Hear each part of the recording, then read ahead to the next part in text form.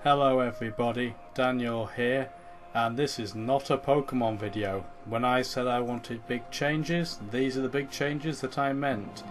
Welcome to Civilization 5, and I am not an expert in the field of this game by any stretch of the imagination, so if you do happen to know your things about this, feel free to give me some advice and give me feedback even if you aren't, but I hope you enjoy watching this with me. I picked a random character, literally random, and I ended up with one from the Gods and Kings expansion, so it's relatively new, so not too much of a complaint about that, although it's not a leader I particularly like. I'll talk more about leader in general in a minute.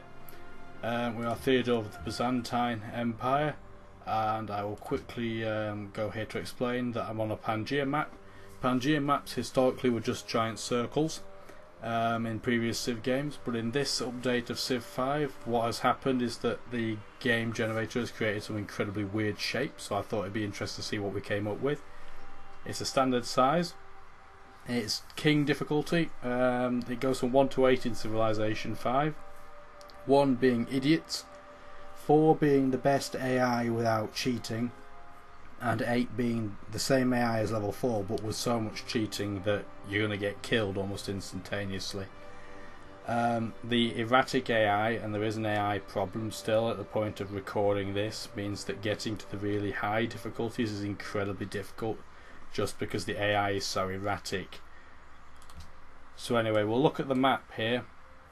I have the yield icons on, which are the green, yellow and orange circles to make it easier for me to see.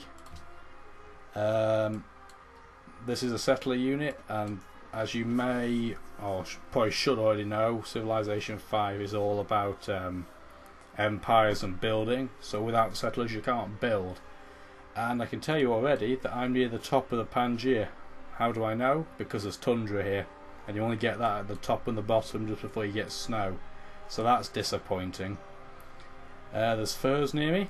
There's also silver. Unfortunately one of the silvers is on a tundra, so that is disappointing. Notice how the tundra tile has less yield than the grass one, even though it's the same thing. This is a warrior unit, the weakest melee unit in the game, which you would expect because you've started with it. And unfortunately I'm in a location where only that way could I move 2 tiles, and I can't see anything better there, so I'm just going to settle in place. In level 5 difficulty I tend to just go straight for writing, because the wonder you can get from writing is very, very handy for non-AI players at the start of the game. I have population of 1, meaning I can work 1 tile right now, and I'm going to make it work this one because it has the most food available to it. Unfortunately we don't have a power tile near us, so that's unfortunate. A power tile like the cows there is just a regular tile with an improvement, so that's 3 food instead of the 2 around it. These are luxury goods. They're not power tiles per se, they're just luxury goods. They do usually perform better than tiles around them, but they're not that. You don't collect them for the fact they're tiles good, you collect them for the fact they increase your empire's happiness. I'm going to try and look around the local area now with the warrior unit. It has a vision range of 2. Some have higher, some have lower. Siege units, for example, are notoriously bad at seeing, so their range is usually only 1 for viewing. That there is an ancient ruin. They were civilizations or towns or cities in the past that have crumbled under the pressure of time, and going there it normally gives you a bonus. And in this case it was a population point, so Constantinople now has 2 population, so that is definitely a good thing. I have come across 2 more luxury goods here, one being cotton and one being truffles. As you may have seen though, some of these tiles have no yield on them at all. That's not a glitch, that is the fact that you're on desert, and desert is a horrible tile to work because it gives you nothing unless there's a resource hidden on it. The ones near the river though are known as floodplains. They are very, very fertile lands, so they are very good for working as a tile. sheep there as well are also very good for working as a tile. We're going to move here first and find a natural wonder. Natural wonders give you a happiness point instantly by seeing them. In this case, if you have it in your borders, you get an extra 2, and the tile itself is worth 6 faith. I'll explain faith later on. Natural wonders tend to be very cool, but they don't tend to be very good to work, in themselves as tiles. This ruin gave me a map of where local activity has happened. Barbarians are basically all around us. That's not particularly useful. Finding out where barbarians is arguably the second most useless thing the ruins can give you. The first one is just a map of the general area around you, because it's usually absolutely awful. So now we're looking around. The reason I didn't look up there, by the way, you may be interested, is because Tundra tends to just produce nothing very useful. And we met our first city-state. City-states are empires in the game which do not win. They can't win the game. They're just there for you to interact with for good and bad reasons. If you trespass in a city-state like I have there without being friends with them, your influence with them decreases and they become angry. They won't go to war with you unless you go to war with a fully fledged empire that's allies with them. But you want to try and keep them, generally speaking, in your good books, because they can give you extra bonuses. They can vary from food, culture, faith, happiness, or military units. It varies from empire to from city-state to city-state, rather. What I've seen thus far, this is quite an interesting looking part of the map to be on. I've not met another empire yet though, so I'm a bit worried as to where they are. There's barbarians there, and in fact that was the worst one, the crude map of the location. It has come up with a ruin, so it's not quite as bad as it normally is, but I don't usually find that very handy. Barbarians, I believe the word itself came from Greeks, from the Greeks, meaning anyone that wasn't Greek at the time. Basically they're just people that want civilizations to crash and burn. And we found our first fellow empire, and unfortunately it's a guy that I really don't like. The AI in this game is pretty erratic as it is, but he tends to be an AI that causes me personally a lot of problems. I believe he's called Rakameng. Again, don't get at me if I can't pronounce all these things properly. I am not a historian, so I'm doing the best I can. Found another population point. It's not the worst thing to have actually at the start of the game. I am not going for the 2 food tile like it expects me to. I'm going to go for that one because it produces 1 food, 1 production and 3 gold. Generally speaking, worked tiles usually give you 1 more of these things originally until they get upgraded. I will show you how to work tiles when we get the opportunity to.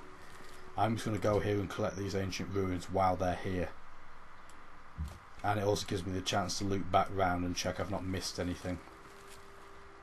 I received 60 culture, so I can now show you next turn what culture physically does.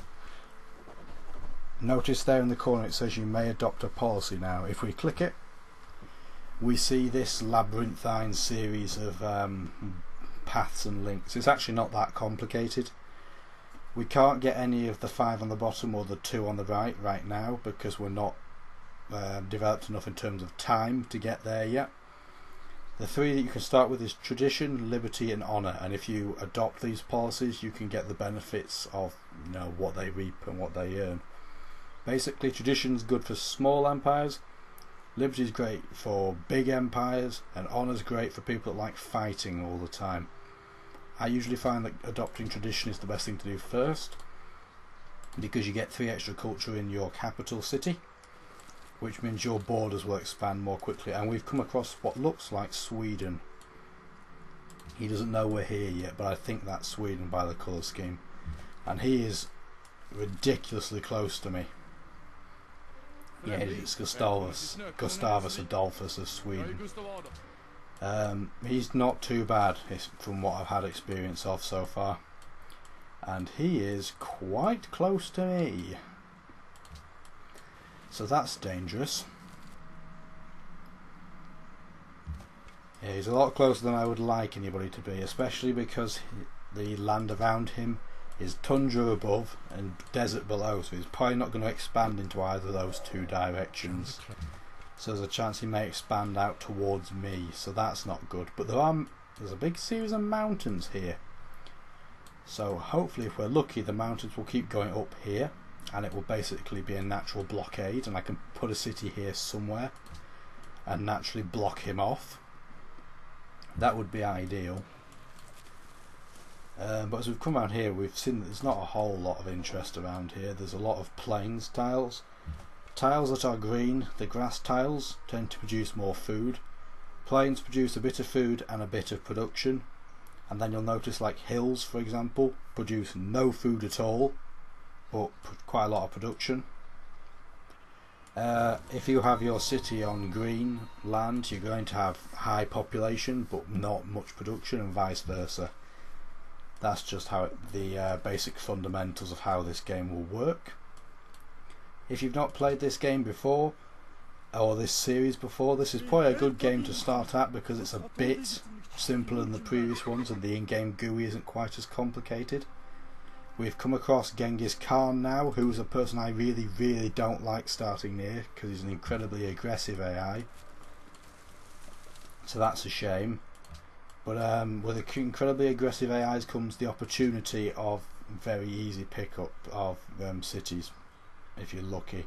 I'm going to move this tile to the silver there that we've just unlocked because we got enough culture to expand. That's the amount of culture you get on a turn, and the amount dictates how many turns it is until you get a new tile to operate. And obviously a 2 food 2 gold was better than a 2 food 1 gold on every level, so we're going to switch that straight up. I am a bit worried about how many desert tiles there are around here, and it means people are going to flock to where the river is because desert tiles by rivers are floodplains and they're quite good tiles. What can I build now? I'm going to go for a shrine next. Simple reason being that faith means you can, if you have enough faith, you can make your own religions. And in Civ 4, if I was doing this, I would say don't try and do your own religion. It's really stupid to let the AI do it for you.